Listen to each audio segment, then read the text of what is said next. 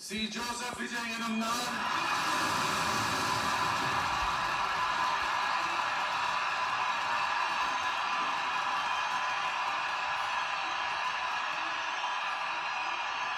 சட்டப்படி அமைக்கப்பெற்ற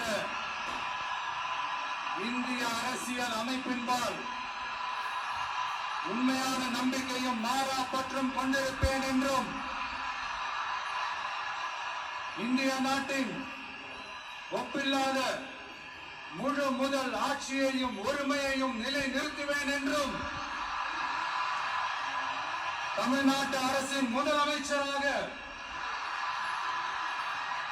உண்மையாகவும் உளச்சான்றின்படியும் என் கடமைகளை நிறைவேற்றுவேன் என்றும்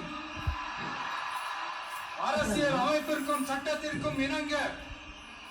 அச்சமும் ஒருதலை சார்பும் இன்றி விருப்பு வெறுப்பை விலக்கி பலதரப்பட்ட